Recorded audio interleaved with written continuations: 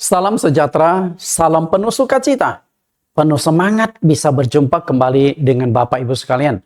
Khususnya jemaat GCC, Jesus Christ Community, dimanapun Anda berada di Indonesia maupun di luar negeri. Pelajaran hari ini adalah lanjutan pada sesi yang lalu dengan tema Roh Kudus yang disiarkan atau dipancarkan melalui link YouTube Suara Kebenaran GCC. Suara Kebenaran GCC adalah suatu link YouTube yang memuat pengajaran-pengajaran penting di dalam Alkitab, sehingga Bapak Ibu akan temukan banyak kebenaran-kebenaran yang mungkin selama ini terselubung bagi Anda, tapi disingkapkan semuanya di tempat ini. Sebelum kita masuk ke dalam pelajaran kita, terlebih dulu kita akan berdoa, mohon Tuhan Yesus tuntun dan pimpin kita. Mari kita berdoa. Di dalam nama Tuhan Yesus Kristus kami berdoa, terima kasih Tuhan, Engkau tetap menyertai memimpin kami. Dan Engkau juga memberikan kesempatan kepada kami untuk mengajar dan juga belajar. Saat ini kembali kami akan lanjutkan pembahasan kami tentang Roh Kudus di sesi yang kedua. Dari total 25 sesi yang sudah kami persiapkan. Kiranya Tuhan menyertai memimpin agar setiap sesi yang akan kami pelajari ada campur tangan yang ajaib, campur tangan yang dahsyat dari Roh Kudus.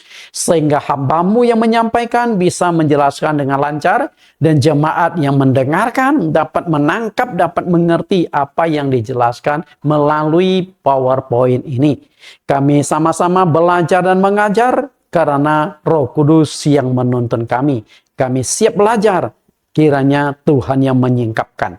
Di dalam nama Yesus Kristus kami telah berdoa. Amin.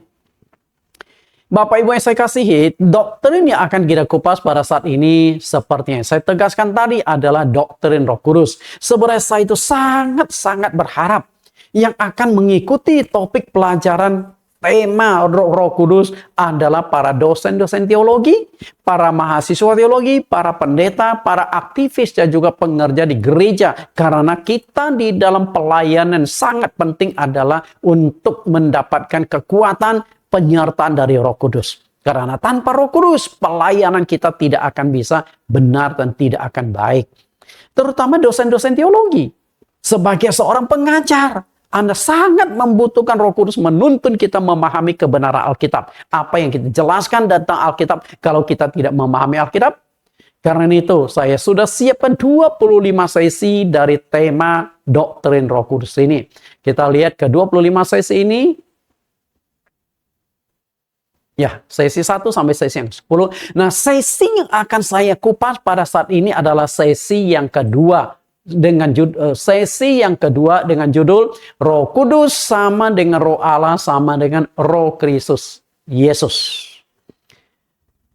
Kemudian sesi yang ke-11 sampai sesi yang ke-20 ini sebagian sudah saya sajikan. Kemudian sesi yang ke-21 sampai 25, total ada 25 sesi. Saya yakin ketika Bapak Ibu mengikuti total 25 sesi, pemahaman Bapak Ibu akan sangat-sangat lengkap dan komplit. Karena, maaf kata, bukan untuk sombong, saya yakin Anda tidak akan temukan penjelasan yang demikian rinci, terstruktur, sistematis, dan juga mudah dimengerti tentang Roh Kudus. Selain di tempat ini, ada 25 judul ini. Kita masuk dalam pembahasan kita. Sesi pelajaran yang kedua, Roh Kudus sama dengan Roh Allah sama dengan Roh Yesus. Sesi yang kedua, ini sebenarnya adalah pelengkap penjelasan lebih jauh tentang sesi yang pertama. Apa dan siapakah Roh Kudus itu? Nah, ini lebih mendalami lagi supaya Bapak Ibu benar-benar memahami siapakah sesungguhnya Roh Kudus itu. 2000 tahun yang lampau, Tuhan Yesus pernah bertanya kepada murid-muridnya karena Yesus ingin tahu bagaimana pandangan masyarakat tentang dirinya. Siapakah aku ini? Who am I? Okay? Yesus ingin tahu bagaimana reaksi masyarakat. Kita lihat pertanyaan Yesus di dalam Matius 16 ayat 13 sampai 17. Ayat 13, setelah Yesus tiba di daerah Kaisarea Filipi, ia bertanya kepada murid-muridnya, kata orang, siapakah anak manusia itu? Yesus kan tidak turun langsung bertanya kepada masyarakat di kota Filipi. Nah, Yesus ingin tahu bagaimana tanggapan orang-orang Filipi tentang siapa Yesus itu. Karena Yesus saat itu sudah mulai menonjol. Banyak mujizat, kemudian dia mengajar, sangat menakjubkan. Lalu bagaimana pandangan masyarakat, khususnya orang-orang Yahudi yang tinggal di Kaisarea di Filipi. Kita lihat tanggapan mereka. Ayat yang ke-14. Jawab mereka, ada yang mengatakan Yohanes Pembaptis, ada juga yang mengatakan Elia, ada pula yang mengatakan Yeremia atau salah seorang dari para nabi. Berarti pandangan, pemahaman, pengenalan mereka kepada Yesus Kristus, siapakah jati diri Yesus itu masih kacau. Yang satu mengatakan A, yang satu mengatakan B, yang satu mengatakan C, dan seterusnya. Simpang siur. Ya sudah, setelah Yesus mendapatkan penjelasan itu, nah Yesus kemudian fokuskan pertanyaan itu kepada murid-muridnya. Ayat yang ke-15. Lalu Yesus bertanya kepada mereka, tetapi apa katamu? Siapakah aku ini? Perhatikan kalimat ini karena menjadi sangat penting. Perkataan Tuhan Yesus kepada murid-muridnya, siapakah aku ini? Dari perkataan ini sangat jelas. Tuhan Yesus ingin agar manusia, terutama pengikut-pengikutnya, mengenal Dia bukan hanya secara umum. Bukan hanya secara umum, tetapi secara spesifik mengenal Dia dengan benar. Artinya, ketika kita mau mengenal Yesus siapa, bukan segera mengenal, oh Yesus adalah Allah yang menjadi manusia. Itu masih agak umum, walaupun sudah mulai spesifik. Tapi yang lebih spesifik adalah memahami Yesus itu dengan baik, otomatis kita juga akan memahami tentang Roh Kudus itu siapa. Karena itu nggak bisa dipisahkan. Ketika kita ingin mengenal Tuhan Yesus secara spesifik, maka kita juga harus memahami ketiga sebutan tentang Allah yang dicatatkan dalam Matius pasal yang ke-28 ayat 19. Karena di sana memunculkan ada tiga sebutan yang oleh pengaku doktrin Tritunggal mengatakan ada tiga pribadi Allah. Istilah yang dipakai adalah Trinitas atau Tritunggal. Kita lihat dulu dasar ayatnya. Matius 28 ayat 19. Karena itu pergilah, jadikanlah semua bangsa muridku dan baptislah mereka dalam nama Bapa dan Anak dan Roh Kudus. Perhatikan ada tiga sebutan nih. Bapa, Anak, dan Roh Kudus. Yang menjadi pertanyaan kita adalah Allah. Siapa dan bagaimana sesungguhnya konsep tentang Allah? Karena di sini ada tiga sebutan, ada Bapa, ada Anak, dan ada Roh Kudus. Nah, apakah tiga sebutan itu menunjukkan bahwa Allah itu ada tiga pribadi yang berbeda dan terpisah? Bapa sendiri, Anak sendiri, Roh Kudus sendiri. Apakah tiga itu terpisah atau berbeda? Nah, itu perlu kita pahami. Karena Yesus menghendaki kita mengenal Dia secara spesifik. Seperti yang ditekankan Tuhan Yesus. Menurut kalian, aku ini siapa? Nah, ketika kita mau pelajari aku ini siapa, kita nggak bisa terlepas dari Bapa dan Roh Kudus. Karena kita mau memahami anak, kan? Dan anak itu lahir karena ada Roh Kudus. Maria mengandung dari Roh Kudus, lahirlah Yesus. Berarti Bapa, Anak, Roh Kudus harus kita pelajari untuk memahami secara jelas. Apakah mungkin dalam satu tubuh ada tiga pribadi yang berbeda, ada pribadi Bapa, Anak, dan Roh Kudus dalam satu tubuh? Ini sulit dimengerti dan sulit juga diterima secara logika. Kalau diwujudkan dalam gambar, seperti apakah Tritunggal itu? Apakah seperti gambar di sebelah kiri atau di sebelah kanan? Kita lihat dulu gambar sebelah kiri. Nah, apakah Tritunggal itu seperti ini? Kalau gambarnya seperti ini, saya katakan ngawur. Jelas di sini ada tiga pribadi yang terpisah. Tiga pribadi yang terpisah. Nah, apakah Bapa, Anak, Roh Kudus terpisah? Kan nggak begitu. Atau gambar yang seperti ini. Satu wajah muncul tiga pribadi. Artinya dalam satu tubuh ada tiga pribadi yang berdiam. Pribadi Bapa, pribadi Anak, pribadi Roh Kudus. Gimana? Dalam dunia ilmu jiwa, jika dalam satu tubuh ini ada 2 pribadi, 3 pribadi, yang biasa kita kenal istilah berkepribadian ganda. Image kita tentang kalimat itu apa? Ada masalah kejiwaan. Betul nggak? Nathan nih, saat ini Nathan, itu 1 jam yang akan datang, Nathannya hilang, munculnya si Asyong. Badannya masih Nathan, tapi karakter sifatnya jadi si Asyong. Nah, ini kan masalah. Sehingga si Asyong mungkin orangnya kejam, bisa lakukan pembunuhan. Setelah membunuh, muncul si Nathan lagi. Loh, gua nggak membunuh. Kenapa? Si Asyongnya sudah keluar, muncul Nathan yang asli. Ini jadi kacau. Apakah Allah itu seperti itu? Bapak Ibu saya kasih makna Tritunggal. Apa sih makna Tritunggal? Tritunggal artinya adalah 3 menjadi 1, oke? Atau 3 adalah 1. Mana yang benar? 3 menjadi 1 atau 3 adalah 1. Ini sudah saya kupas pada pertemuan yang lalu.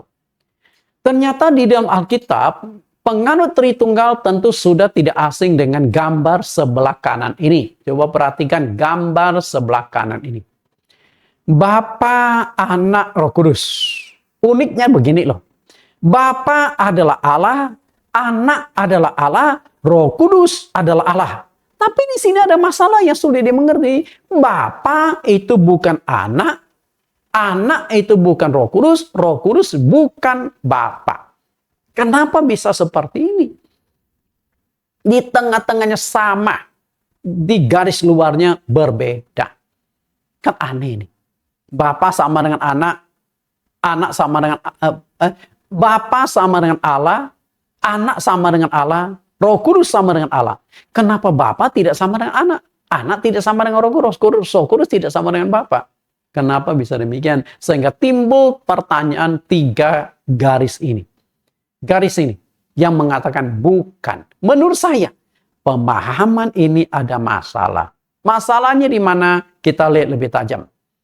Konsep Alkitab itu menekankan Allah itu adalah. Kita lihat, bukan menjadi. 1 Yohanes 3:7-8, sebab ada 3 yang memberi kesaksian di dalam sorga, Bapa, Firman, dan Roh Kudus, dan ketiganya adalah 1. Dan ada 3 yang memberi kesaksian di bumi, roh, dan air, dan darah, dan ketiganya adalah 1. Penekanan sini menggunakan istilah adalah. Bukan menjadi ya. Nah, kita coba terapkan kata adalah ini di dalam konsep skema Tritunggal yang dibuat itu. Pertanyaan mendasar, 3 pribadi adalah menyatu atau terpisah. 3 pribadi Allah itu menyatu atau terpisah. Nah, ini konsep gambar animasi itu sangat bagus untuk menjelaskan tentang Tritunggal atau Trinitas ini. Apakah 3 itu terpisah atau 3 itu satu kesatuan yang tergabung? Masalah di sana. Jika Bapa, Anak, dan Roh Kudus ada di dalam satu pribadi, seharusnya ketiga pribadi itu sama posisi hakikatnya dan tidak terpisahkan. Satu kesatuan. Karena itu menurut saya doktrin Tritunggal ada kerancuan dan menjadi sebuah doktrin yang ambigu. Kenapa saya katakan ambigu? Karena satu sisi mengatakan Allah itu 3 pribadi. Tapi anehnya 3 pribadi itu satu kesatuan. Bagaimana menjelaskan ini? Sangat-sangat rumit. Makanya saya menjelaskan tentang Allah Esa itu cukup panjang, ada 25 sesi. Anda bisa Google kembali, link kembali di dalam link YouTube Bible Teaching Ministry. Jika Bapa adalah anak, jika Bapa adalah Allah, Anak adalah Allah, dan Roh Kudus juga adalah Allah. Seharusnya Bapa sama dengan Anak, sama dengan Roh Kudus. Kan seharusnya seperti itu Bapak Ibu. Oke? Bapa adalah Allah. Anak adalah Allah. Roh Kudus adalah Allah. Seharusnya Bapa adalah atau sama dengan Anak, sama dengan Roh Kudus. Oke, seharusnya gambarnya seperti ini. menggunakan istilah adalah. Nah, di sini baru sama, sederajat, satu kesatuan. Bapak Ibu yang saya kasih, bagaimana sesungguhnya hubungan antara Bapa, Anak, dan Roh Kudus? Selama ini kita disuguhkan gambar di sebelah kanan dengan penjelasan begini. The Father is not the Son. The Father is not the Holy Spirit. The Holy Spirit is not the Son. Tapi anehnya di tengah-tengah, the Father is God, the Holy Spirit is God, the Son is God. Bagaimana kita memahami demikian? Kalau di tengah-tengahnya sama, kenapa garis di pinggir kanan itu berbeda? Seharusnya is not itu diganti menjadi is. Bapa tidak sama dengan Anak, tidak sama dengan Roh Kudus. Anak tidak sama dengan Bapa dan tidak sama dengan Roh Kudus. Roh Kudus tidak sama dengan Bapa dan tidak sama dengan Anak. Jadi rancu. Seharusnya gambar ini menurut saya aneh. Bapa adalah Allah, Anak adalah Allah, Roh Kudus adalah Allah. Nah, kalau Bapa, Anak, Roh Kudus sama-sama itu entitasnya itu adalah Allah, seharusnya jika Bapa, Anak, Roh Kudus sama-sama Allah, artinya Bapa sama dengan Allah, sama dengan Roh Kudus. Seharusnya is not diganti menjadi is. Nah, seharusnya demikian. Nah, itu baru benar. Artinya Allah, Bapa, Anak, Roh Kudus itu satu pribadi yang sama. Hanya fungsinya yang beda. Dari dua konsep tentang Allah di bawah ini, mana yang lebih benar? Ini yang diterima umum. Nah, kemudian yang sebelah kanan, saya ingin kutak-katik sebelah kanan. Tapi sebelum kutak-katik, kita baca dulu ayat ini. 1 Yohanes 5 ayat 17, ayat yang sudah kita baca. Sebab ada 3 yang memberi kesaksian di dalam sorga. Bapa, Firman, dan Roh Kudus, dan ketiganya adalah satu. Kalau 3 adalah satu, Bapa adalah Allah, Anak adalah Allah, Roh Kudus adalah Allah, seharusnya Bapa adalah Anak, Anak adalah Roh Kudus adalah Bapa. Seharusnya kan begitu. Berarti gambar sebelah kanan yang sudah saya ubah sedikit, seharusnya ini yang benar. Adalah. Tiga-tiganya itu adalah Allah. Berarti konsep sebelah kiri ada kekeliruan. Bapa, Anak, Roh Kudus. Bapa adalah Allah, Anak adalah Allah, Roh Kudus adalah Allah. Nah, dari sini seharusnya Anak sama dengan Bapa, kemudian Bapa sama dengan Roh Kudus sama dengan Anak. Nah, seharusnya kan begitu. Ini konsep yang benar tentang Tritunggal.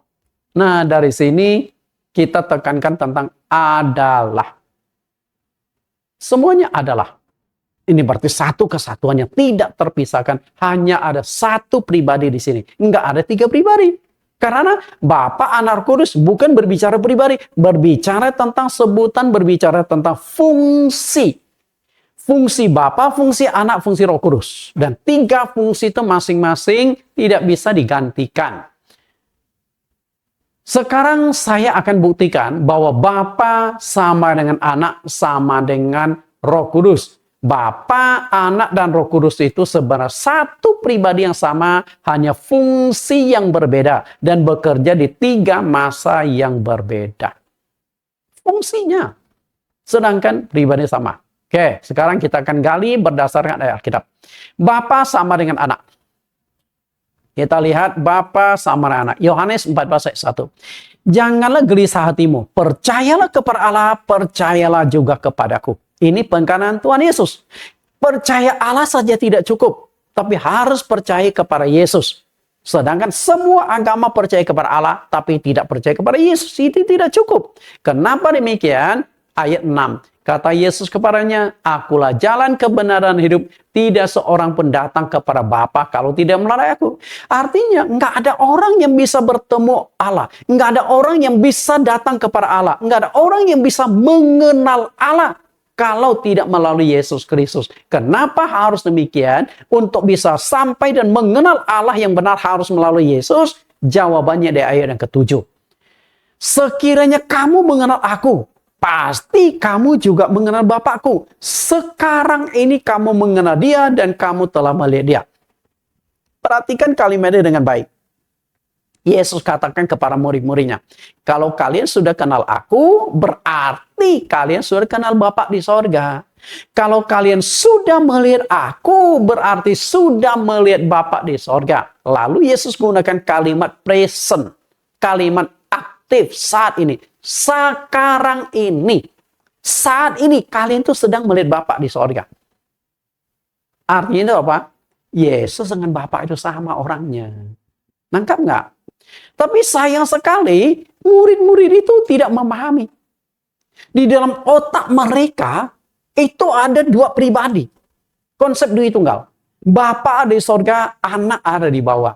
Dua pribadi yang berbeda dan terpisah. Jadi konsep pikiran mereka itu ada dua pribadi. Makanya Filipus berkata, Tuhan tunjukkan Bapa itu kepada kami, itu sudah cukup bagi kami. Artinya Filipus menghendaki Yesus menghadirkan Bapa di sorga itu sampingnya. Supaya mereka bisa melihat, oh ini Bapa toh yang selama ini tempat Yesus berdoa.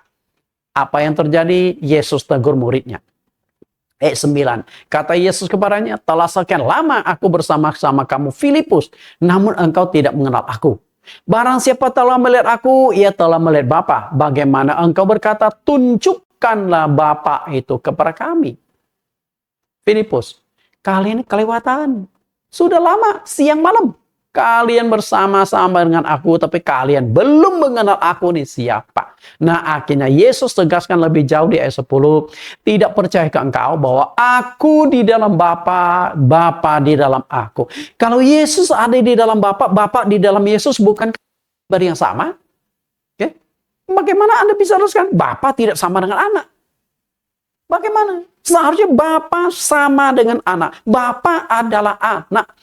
Apa yang aku katakan kepadamu tidak aku katakan dari diriku sendiri, tetapi Bapa yang diam di dalam aku, dia yang melakukan pekerjaannya.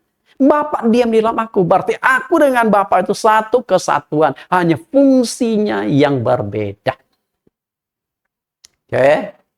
Jadi penjelasan Yesus di sana adalah Yesus mengenal Yesus berarti sudah mengenal Bapa. Melihat Yesus berarti sudah melihat Bapa. Berarti Yesus dengan Bapa adalah orang yang sama, pribadi yang sama. Saya anggap di sini orang atau pribadi sama.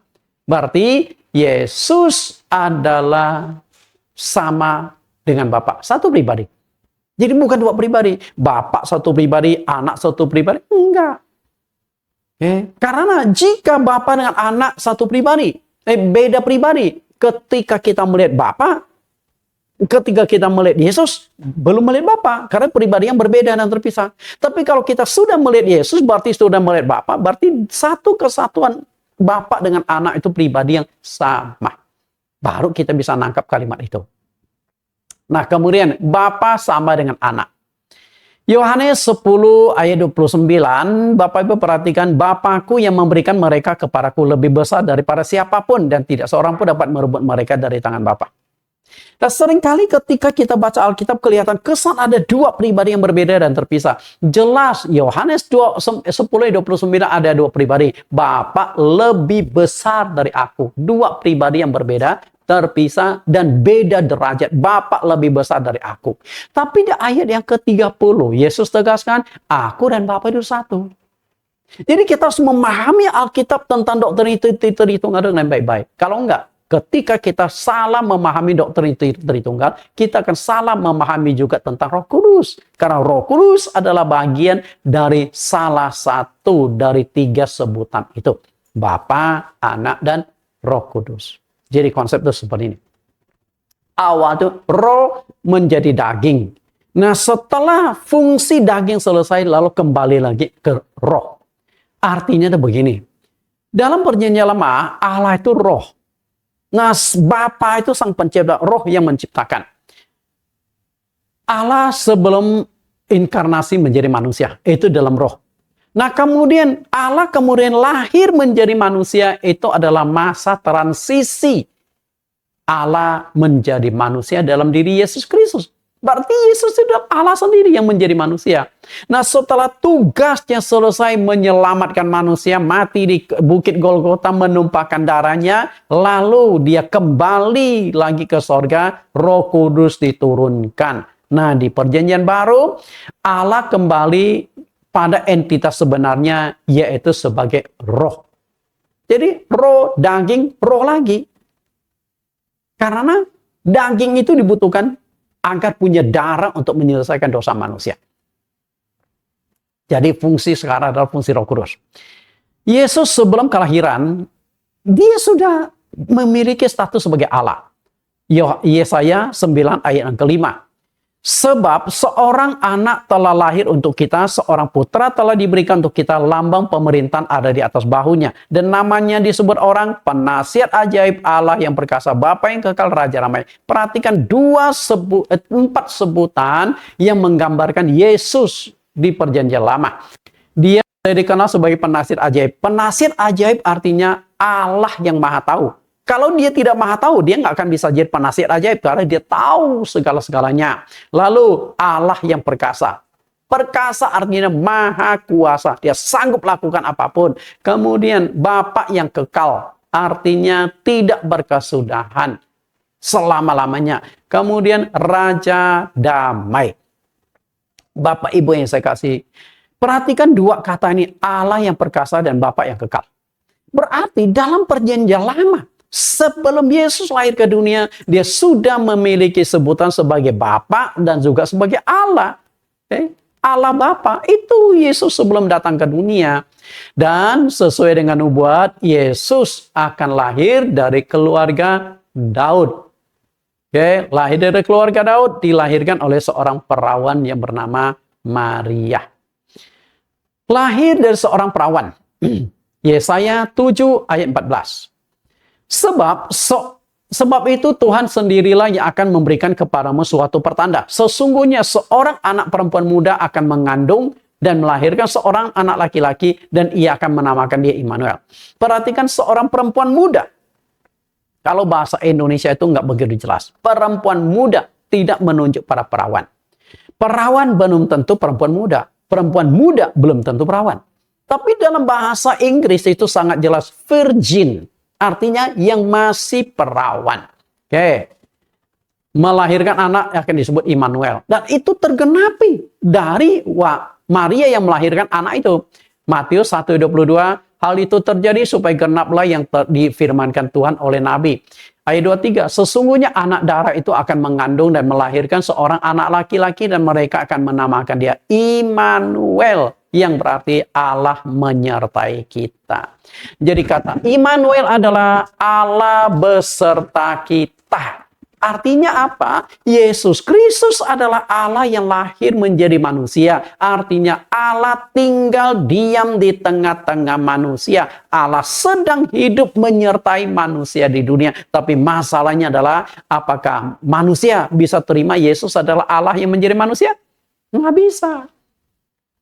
Jangankan manusia, orang Yahudi, bangsa Yahudi, di mana Yesus lahir sampai sekarang mereka tetap tidak bisa terima, tetap tidak percaya bahwa Yesus adalah Allah yang lahir menjadi manusia.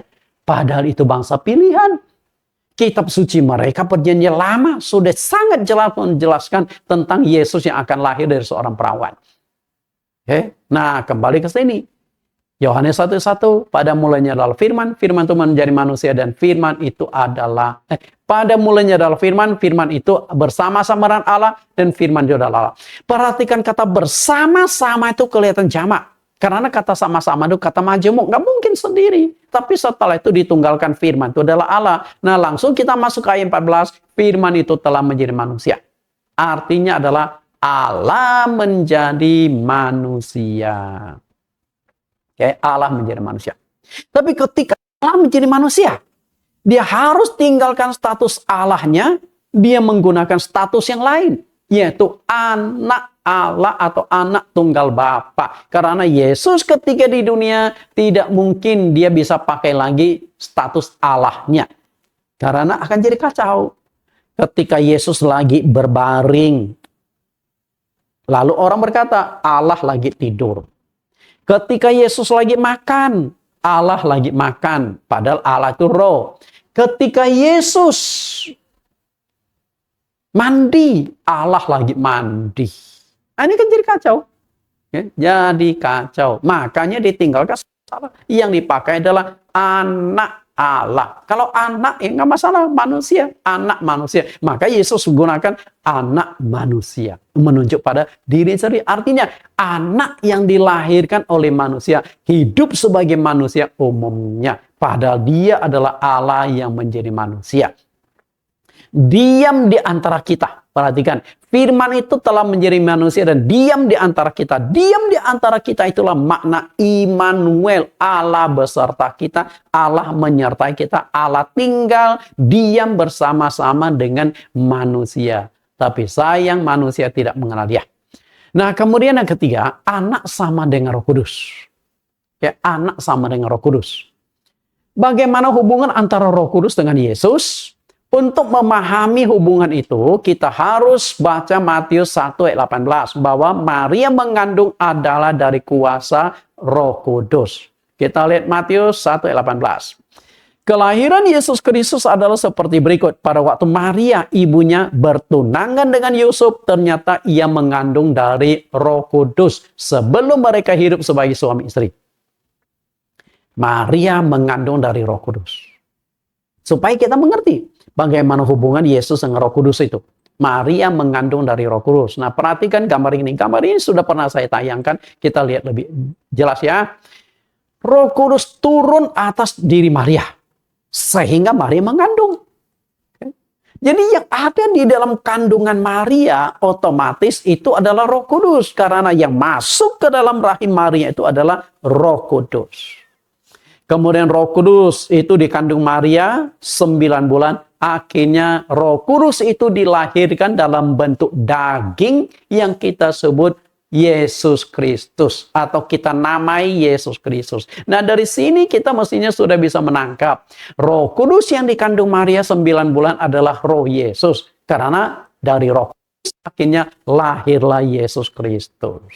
Berarti Roh Kudus adalah rohnya Tuhan Yesus sendiri. Nah, untuk lebih memahami bahwa Roh Kudus adalah rohnya Tuhan Yesus sendiri, kita cari ayat pendukung di Kisah Rasul 16 ayat 6 sampai 7.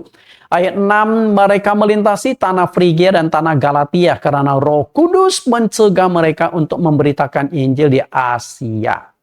Lalu ayat 7, dan setibanya di Misia, mereka mencoba masuk ke daerah Bitinia. Tetapi Roh Yesus tidak mengizinkan mereka. Perhatikan di ayat yang ke-6 itu disebut Roh Kudus. Roh yang menuntun mereka di dalam penginjilan, memberikan Injil di Asia, di Misia, Bitinia, dan seterusnya. Tapi di ayat yang ke-7 disebut Roh Yesus. Dan dari sini mestinya kita bisa menangkap Roh Kudus adalah rohnya Tuhan Yesus sendiri. Berarti Roh Kudus dengan Yesus. Sama dengan Yesus. Nah, untuk mengetahui lebih jauh bagaimana hubungan Roh Kudus dengan Yesus, coba lihat baca Yohanes 14 ayat 26. Tetapi penghibur yaitu Roh Kudus yang akan diutus oleh Bapa dalam namaku, dialah yang akan mengajarkan segala sesuatu kepadamu dan akan mengingatkan kamu akan semua yang telah kukatakan kepadamu. Yohanes 16 ayat 7.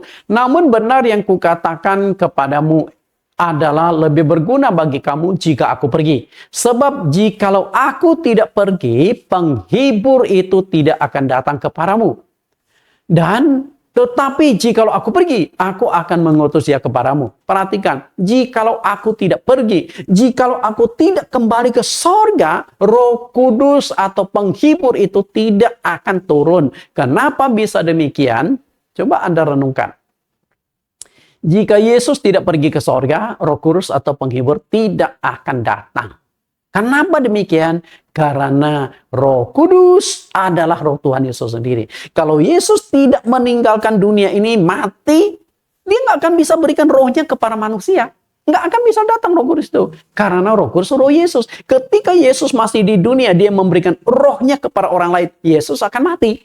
Karena tubuh tanpa roh pasti mati. Maka Yesus harus mengalami kematian, kembali ke sorga. Nah, baru dia bisa memberikan rohnya yang tidak terbatas kepada 1 orang, 10 orang, 1000 orang, sejuta, 1 miliar orang, bahkan 10 miliar orang bisa diberikan rohnya yang tidak terbatas. Karena roh Allah itu nggak terbatas.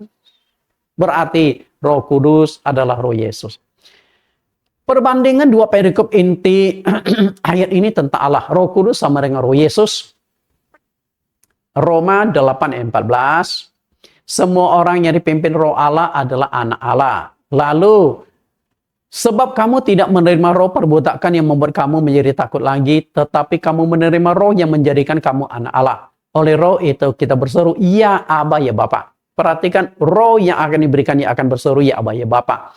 Nah, demikian pun di Galatia pasal 4:6, karena kamu adalah anak, maka Allah telah menyuruh roh anaknya. Roh anaknya itu dimaksudkan di sini adalah Roh Kudus ke dalam diri kita yang berseru, ya Aba, ya Bapa. Roh yang sama. Roh Allah yang akan berseru, ya Aba, ya Bapa. Roh anak pun yang akan berseru, ya Aba, ya Bapa. Itu roh yang sama yang akan dikaruniakan kepada kita. Roh Kudus sama dengan Bapa. Lalu bagaimana hubungan antara Bapa dengan Roh Kudus? Allah Bapa dan Allah Bapa adalah roh. Roh Kudus juga adalah roh. Ini adalah satu roh yang sama. Hanya fungsi atau peran yang berbeda. Dan bekerja di masa yang berbeda.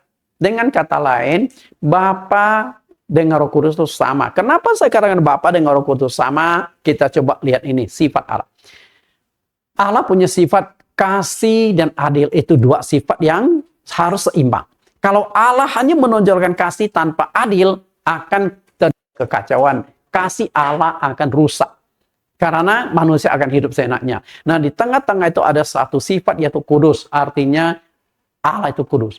Jadi Roh Kudus itu sebenarnya roh Allah yang kudus. Cuman orang tidak suka menyebutnya panjang-panjang sehingga disingkat menjadi Roh Kudus. Sebenarnya Roh Kudus itu adalah roh Allah yang kudus. Nah, dari sini kita masuk ke janji pencurahan Roh Kudus. Ternyata dalam perjanjian lama, Allah sudah menjanjikan akan mencurahkan rohnya kepada manusia. Lalu dipertegas dalam perjanjian baru. Kita lihat dulu janji itu. Dalam perjanjian lama, melalui beberapa nabi, Allah sudah berulang kali menjanjikan akan mengaruniakan Roh Kudus kepada semua manusia. Dan janji tersebut dipertegas lagi dalam perjanjian baru melalui Nabi Yohanes Pembaptis dan juga melalui Tuhan Yesus sendiri. Kita lihat dulu janji-janjinya.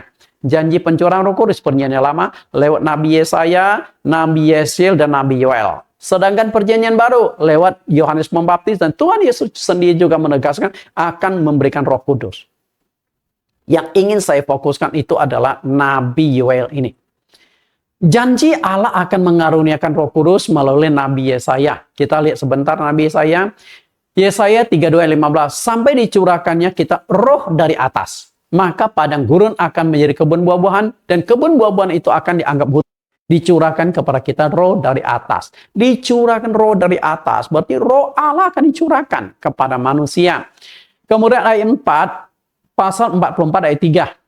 Sebab aku akan mencurahkan air ke atas tanah yang haus dan hujan lebat ke atas tempat yang kering. Aku akan mencurahkan rohku ke atas keturunanmu dan berkatku ke atas anak cucumu. Perhatikan, aku akan mencurahkan rohku.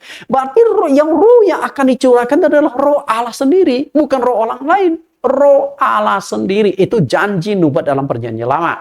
Nah, kemudian kita lihat Yesaya 36 ayat 26, kamu akan kuberikan hati yang baru dan roh yang baru di dalam batinmu. Dan aku akan menjauhkan kamu dari tubuh yang keras dan kuberikan kepadamu hati yang taat. Rohku akan kuberikan diam di dalam batinmu. Dan aku akan membuat kamu hidup menurut segala ketetapanku dan segala berpegang pada peraturan-peraturanku dan melakukannya. Perhatikan Perkataan Nabi Yesaya, Rohku akan kuberikan diam di dalam kamu. Ini perjanjian lama. Roh Allah yang akan diberikan dan akan diam di dalam diri kita. Oke, kemudian janji Allah mencurahkan rohnya melalui Nabi Yoel. Nah, itu lebih tajam lagi. Yoel pasal 2 ayat 28 29. Dan janji itu akhirnya digenapi pada hari Pentakosta ketika Roh Kudus dicurahkan. Coba bandingkan dua ayat ini Bapak Ibu. Bandingkan supaya kita bisa nangkap bahwa Roh Kudus adalah Roh Allah sendiri. Janji melalui Nabi Yoel. Yoel pasal 2 ayat 28 29. Aku akan mencurahkan rohku ke atas semua manusia.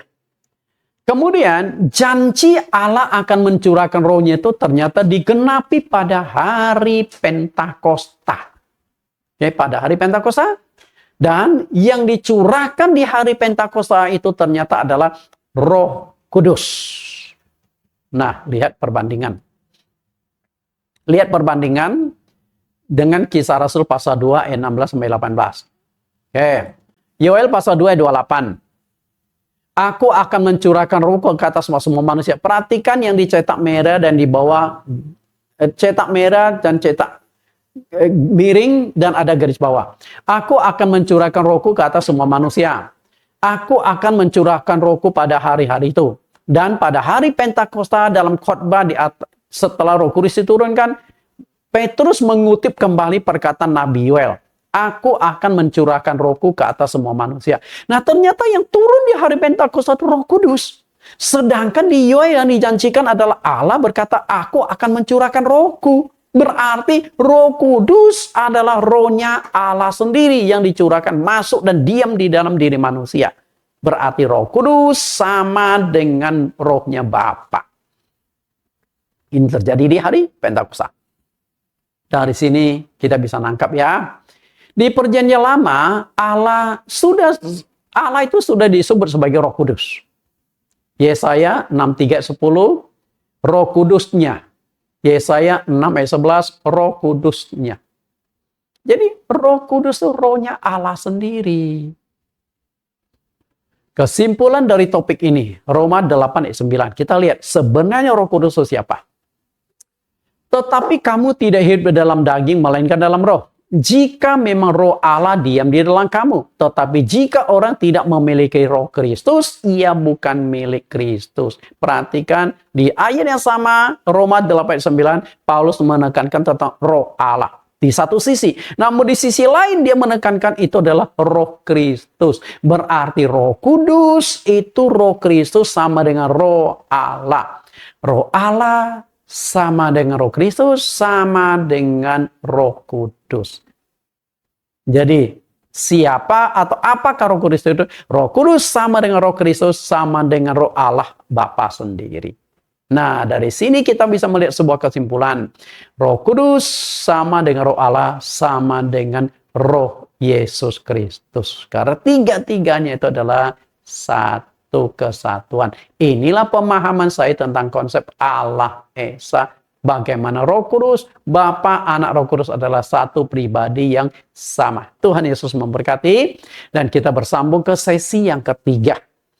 Kita tutup dalam doa. Di dalam nama Tuhan Yesus kami berdoa. Tuhan, terima kasih kembali kami diajarkan, dijelaskan tentang siapakah Roh Kudus itu. Tidak lain, Roh Kudus adalah rohnya Tuhan Yesus sendiri dan juga adalah roh Allah. Karena Yesus adalah Allah yang menjadi manusia dan cara Allah menjadi manusia adalah Roh Kudus turun atas Maria. Karena itu Roh Kudus sama dengan roh Allah, sama dengan rohnya Yesus Kristus. Ketiganya adalah satu kesatuan yang tidak terpisahkan. Satu Allah bekerja dalam tiga fungsi. Fungsi Bapa, fungsi Anak, dan fungsi Roh Kudus. Semoga pemahaman kami ini akan membantu kami lebih memahami tentang siapakah Roh Kudus Yesus sesungguhnya. Terima kasih Tuhan. Terus tuntun serta kami sampai 25 sesi pelajaran dapat kami bahas secara tuntas. Di dalam nama Tuhan Yesus Kristus. Amin. Sampai bertemu di lain kesempatan di sesi yang ketiga. Bagi Bapak Ibu yang mengikuti sekolah teologi GCC, Jesus Christ Curriculum. Setiap sesi pelajaran itu ada 10 pertanyaan. Ini adalah pelajaran sesi yang kedua. Nah, silakan Anda jawab, ketik rapi, dan dikembalikan ke STT GCC. Judulnya adalah Roh Kudus sama dengan Roh Allah sama dengan Roh Yesus. Pertanyaan pertama, bagaimana pendapat penduduk Kaisaria Filipi tentang Yesus itu menurut mereka? Apakah pemahaman mereka sudah benar? Yang kedua, ketika kita ingin mengenal siapakah Yesus itu, maka kita juga harus mengenal 3 sebutan yang tercatat dalam Matius 28:19. Tuliskan ketiga sebutan itu. Yang ketiga, menurut pemahaman saudara, apakah Allah itu ada 3 pribadi yang berbeda dan terpisah? Ataukah 3 pribadi dalam satu tubuh?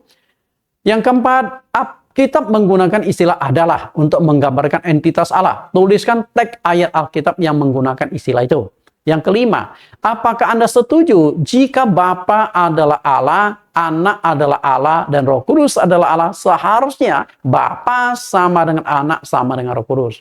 Jika setuju, jelaskan sedikit. Jika tidak setuju, jelaskan juga. Yang keenam, jelaskan dengan bukti-bukti ayat Alkitab bahwa Bapa sama dengan Anak.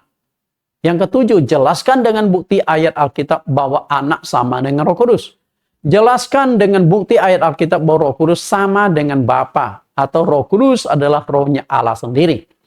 9. Tuliskan lengkap teks ayat Alkitab dalam Roma pasal 8 yang menegaskan bahwa Roh Allah sama dengan Roh Kristus. Yang ke-10, Allah berjanji akan mencurahkan Roh Kudus. Dalam Perjanjian Lama, janji itu disampaikan lewat siapa dan di Perjanjian Baru lewat siapa. Silakan Anda jawab, ketik rapi, dan kembalikan ke STT GCC. Tuhan Yesus berkati.